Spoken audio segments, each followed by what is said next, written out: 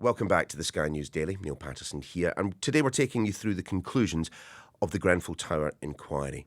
We are now 7 years on from the blaze that engulfed the high-rise and which ultimately led to 72 deaths. The inquiry chair, Sir Martin Moore-Bick, identified dishonest firms, complacent governments and indifferent authorities and regulators as responsible. Here is Sir Martin at the report's launch. The simple truth is that the deaths that occurred were all avoidable, and those who lived in the tower were badly failed over a number of years and in a number of different ways by those who were responsible for ensuring the safety of the building and its occupants.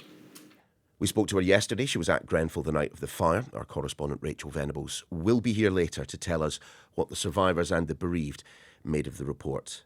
But first, our science and technology editor, Tom Clark. Tom, it's difficult to know where to start other than with that conclusion from Sir Martin Moore-Bick that every one of those 72 deaths was utterly, completely avoidable. It's staggering. I mean, the one thing that just first jumped out at me, there is no overarching conclusion in this report as to who's most to blame or who held the biggest responsibility for this disaster.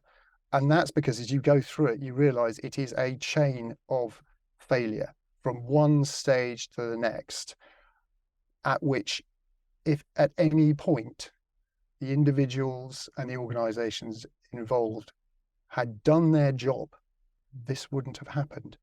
And to me, second only to the loss of life, to the 72 people who died, 18 of them children, let's not forget.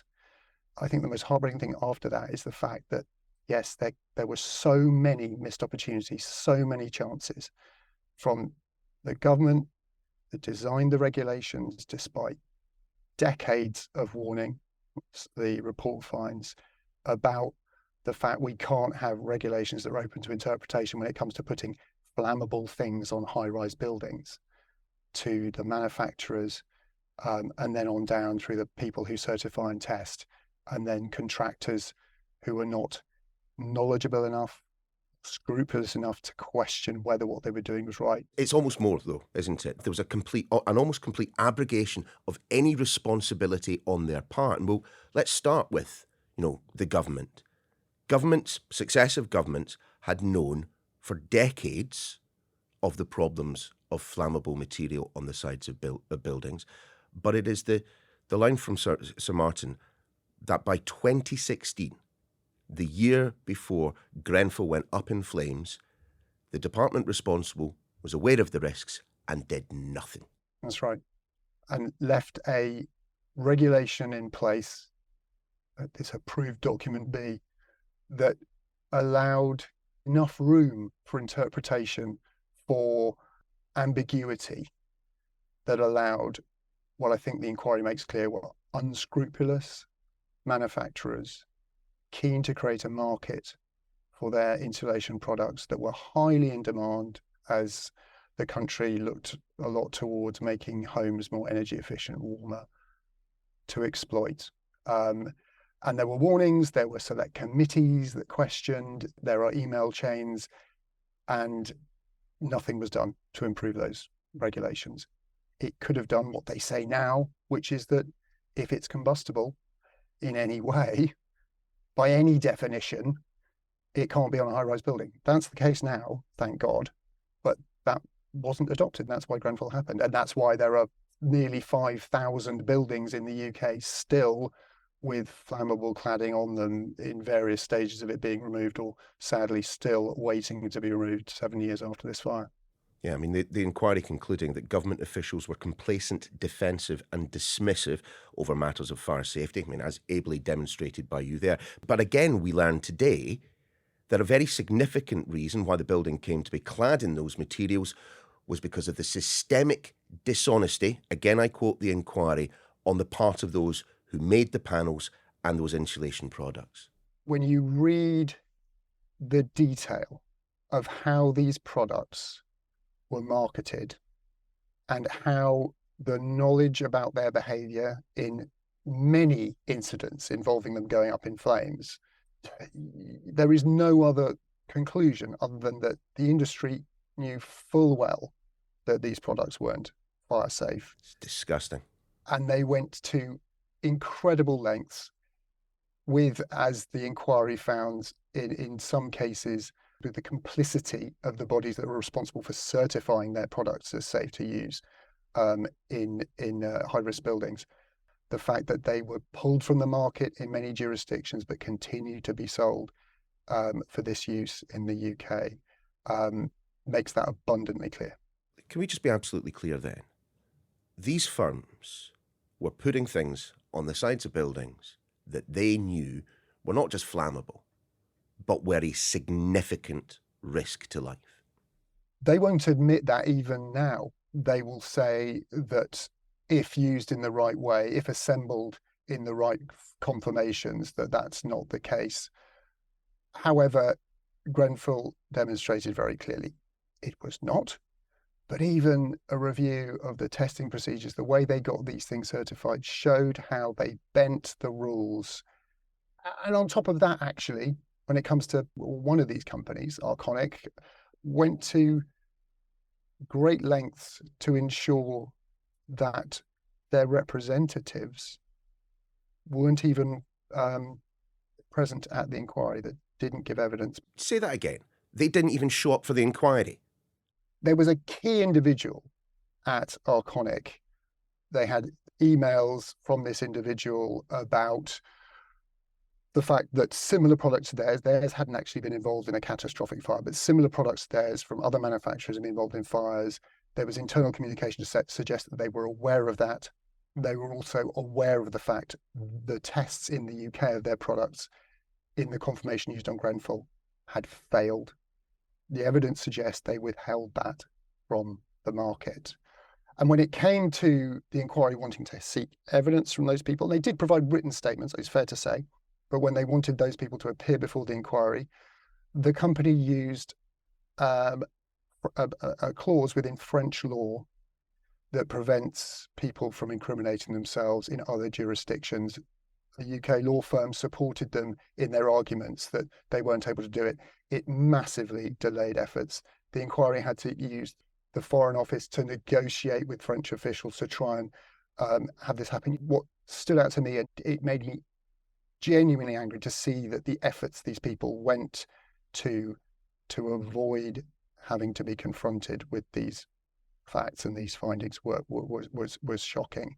When really, certainly what the families would want to see was the industry, in following what we saw at Grenfell, in that room in front of the inquiry judge, hanging their heads in collective shame. But instead, we saw what the inquiry's counsel described as a merry-go-round of buck passing. It wasn't us. It was the contractor for assembling our product in the wrong way. Our product would have been fine if it was used differently. Cowboy builders are nothing new. That's why we have regulators and that's why we have inspectors. So why did that aspect of the process go so fundamentally wrong when it came to Grenfell? Yeah, I mean, if you build an extension in the UK or having your loft done, there'll be a visit from building control and they will look at that, and often, they'll find problems and require you to do things again.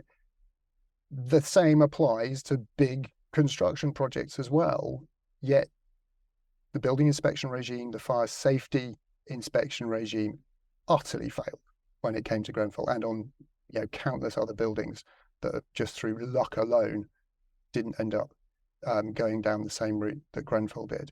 The problem was, just as with the bodies that certify and test products, in many cases, building control officers are now commercial enterprises. They used to be paid by councils and employed by public bodies. They now have to generate their own revenue. That commercial interest is something that the inquiry finds needs to stop, and ask the government to review whether these bodies need to be privatised, or at least in some way made entirely independent financially from those that they are meant to be inspecting. Just translate this for me from the report. Approved inspectors had a commercial interest in acquiring and retaining customers that conflicted with the performance of their role as guardians of the public interest. Simply put, are they saying these inspectors prioritised making money over doing their bloody job? It's hard to conclude anything different. They were simply too close, too dependent on the industry they were supposed to be regulating or inspecting to make the right call when it came to, in this case, fire safety. It got worse than that even. And this is something that really stuck out to me. The contractor, who was ultimately responsible for making a safe building, and of course the architect themselves, hired a fire safety organization to oversee the fire safety of the project. They signed off on Grenfell as a fire safe building without ever visiting in person the completed project. Never questioned why the windows of Grenfell had been moved out of the concrete walls into the cladding system and filled not even with the flammable cladding, but with materials that are even more flammable than the cladding. There was no way they should have been used up there. And sadly, it was through that route, through those gaps in the windows, for example, that the fire was able to get out of a fire in a flat into the cladding to set it alight, but then back into every single flat in Grenfell. It breached the containment that was provided by the concrete walls of Grenfell, brutal though they were, that had kept its residents safe for 45 years.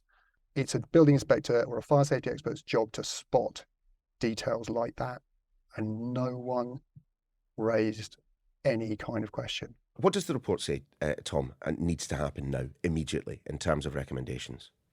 It calls for, quite rightly, another review, despite the fact that they've already been reviewed due to an inquiry into building regulations that happened quite shortly after the Grenfell disaster. They need to be reviewed again and improved further. The report also calls for a new individual regulatory body to bring everything under one roof, so to speak, so that responsibilities for regulation aren't spread out amongst different government departments or organisations. It also calls for a chief construction officer, a little bit like a chief scientist, like a Patrick Vallance that we saw during COVID, to exist within a single department in government and have an overview of where an industry is going. You know, is it becoming complicated? Are we seeing trends in an industry? Because by God, there were people who knew that cladding on modern buildings was a fire risk. Yes, for some reason, their voices weren't being heard at the levels it should have been. I can't begin to think how angry the families are of those who died.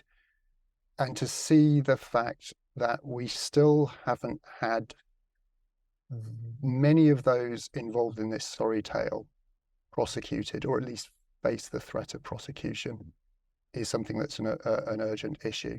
Now the inquiry's out of the way, the Met Police have said they will resume their investigation. It was paused until the inquiry reported.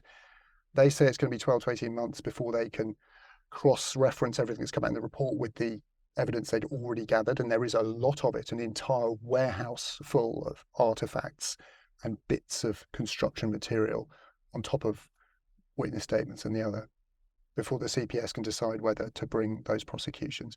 But I can't help wondering the threat of prison, and I think there was plenty of evidence that we've seen in this inquiry that would meet the definition of criminal negligence, possibly even corporate manslaughter. I think that would send a very, very strong message to the industry and to inspectors and to regulators that this is something that cannot be allowed to happen again. You've been covering the story for 7 years. This inquiry's been running for 6. Was it worth it? Was it worth it to put prosecutions on hold for the recommendations and the conclusions that Sir Martin Moore-Bick has arrived at? It's hard to say that it was, really, given within 24 hours of that fire, it was really obvious what had gone wrong. And it didn't, for us as journalists, take very long at all to figure out the kind of behaviour that some of these companies have been involved in. You know, that was all very, very clear from the beginning. I can't imagine how frustrating and how heartbreaking it's been for the families to wait this long. Thanks, Tom. So, what of the survivors, the bereaved? We'll tell you next.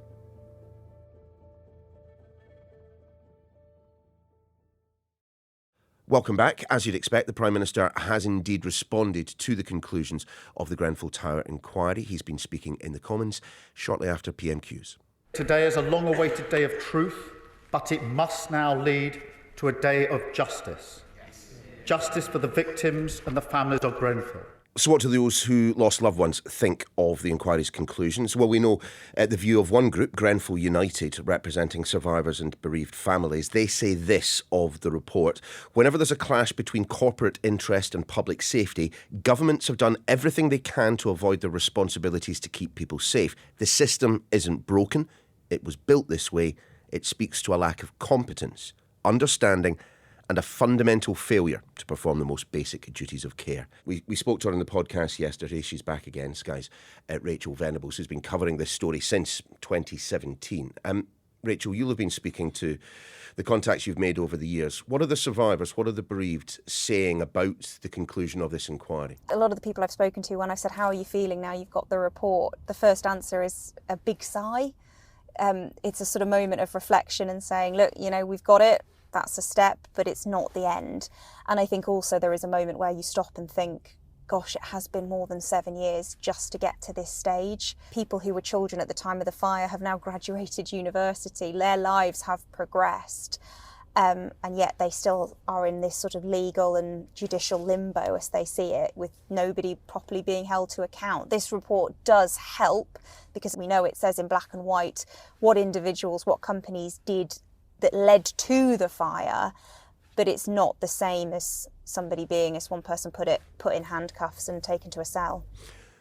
And we don't know quite how long that process might take. So I do wonder, those that you have been speaking to, with the 6 years that it has taken us to get to this point, from their perspective, has that been worth it? Well, no two members of the Grenfell community think the same and would tell you the same answer, I think, to that very important question. Certainly the Grenfell Next of Kin group, they see the inquiry as having been almost a block to the police investigation, as something that has prevented what they see as true justice.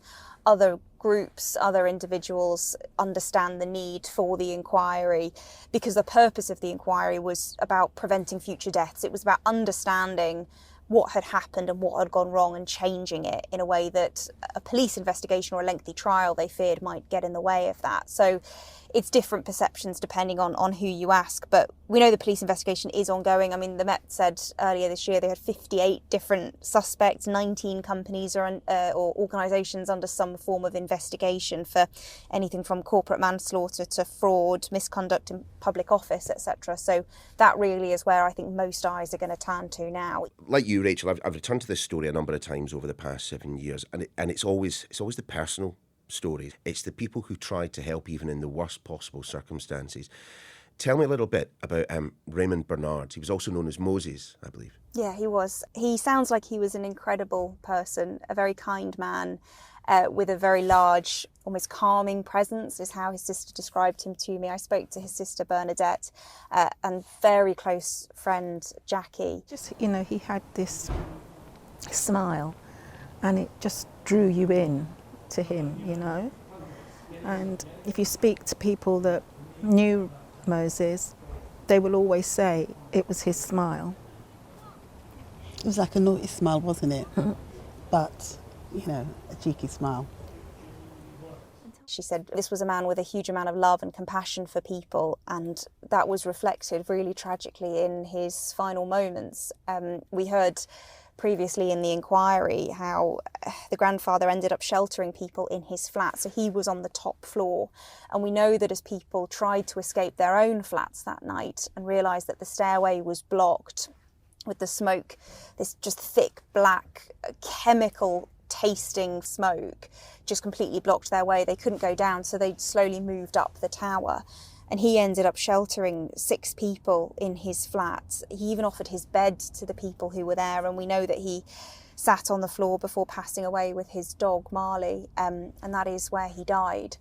And I think the loss of him just is so all-encompassing for his family, the ones who've lost him, Bernadette particularly, close to tears throughout our conversation, really, as she reflected on the executive summary, on the inquiry report that she'd read. For me, the fact that Sir Martin Morbick named the companies and the individuals that were involved in this,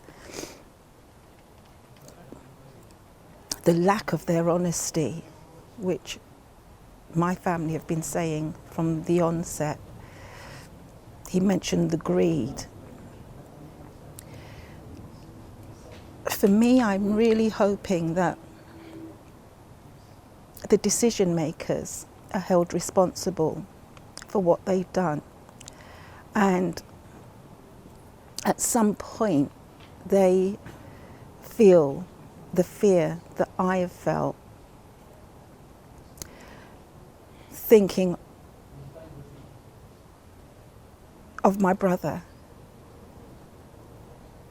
in that building, essentially being cremated. I'm hoping that those decision makers are made to take accountability for their actions. But I think it's a really key reminder of the grief, just palpable, all-consuming grief that so many people continue to live with. 72 is the number we bandy around, but each and every one of those were people who had huge personalities and hopes and dreams and were loved by friends and family, and it's those friends and family who continue to suffer and also to fight for justice today. After this amount of time, though, I mean, I understand their desire to see prosecution. I understand that we will see things moving in that direction, but do they have any faith that justice will actually be done? I think faith may be too strong a word. I think hope is maybe a little fairer. I think there's a level of cynicism that you can understand amongst, I think, everybody who's been involved in this process. But I think most people hope that it is possible. And I think that's the key point, is when you get a document like this, it gives you the answers, it gives you details, but this story is going to keep on going. And I think that's the thing that everybody connected with Grenfell has felt quite keenly today, that this is, as I said, a chapter closing, but another one is about to begin. Thanks, Rachel. No amount of retrospective action, of changes to laws and regulations, will bring back any of the 72 who lost their lives as a result of the Grenfell fire. At the conclusion of his statement, Sir Martin Morbick read out their names. We'll see you again tomorrow. Fathia Ahmed El Sanusi, Abu Fras Mohammed Ibrahim, Isra Ibrahim, Mohammed Amid Sabah Neda, Hesham Rahman, Rania Ibrahim, Fethia Hassan, Hania Hassan, Marco Gottardi, Gloria Trevisan, Raymond Herbert Moses Bernard, Esla El Gouachri, Mariam El Gouachri, Anthony Keith Disson, Bassem Choucair, Nadia Choucair, Mirna Choucair, Fatima Choucair, Zainab Choucair, Syria Choucair, Hashim Kadir, Noura Jamal, Yahya Hashim, Firdoz Hashim, Yaqub Hashim, Abdulaziz El-Wahabi, Fazia El-Wahabi, Yassin El-Wahabi, Nur Huda El-Wahabi, Mehdi El-Wahabi, Legaya Moore, Jessica Urbano Ramirez, Omar Belkadi, Farah Hamdan, Malak Belkadi, Lena Belkadi, Mary Mendy, Khadija Say, Victoria King, Alexandra Atala, Mohammed Nur Tuku, Amal Ahmadine, Amaya Tuku Ahmadine, Amna Mahmoud Idris, Marjorie Vital, Ernie Vital, Debbie Lamprell, Gary Maunders, Bertie Haftom, Baruch Haftom, Hamid Khani, Isaac Palos, Sakina Afrasahabi, Fatime Afrasiabi, Vincent Chijina, Khadija Kalufi, Kamru Mia, Rabea Begum, Mohammed Hamid, Mohammed Hanif, Husna Begum, Joseph Daniels, Sheila, Steve Parr, Zainab Dean, Jeremiah Dean, Mohammed Al-Hajali, Dennis Murphy, Ali Yahwa Jafari, Abdeslam Sabah, Logan Gomez, Billy Burton.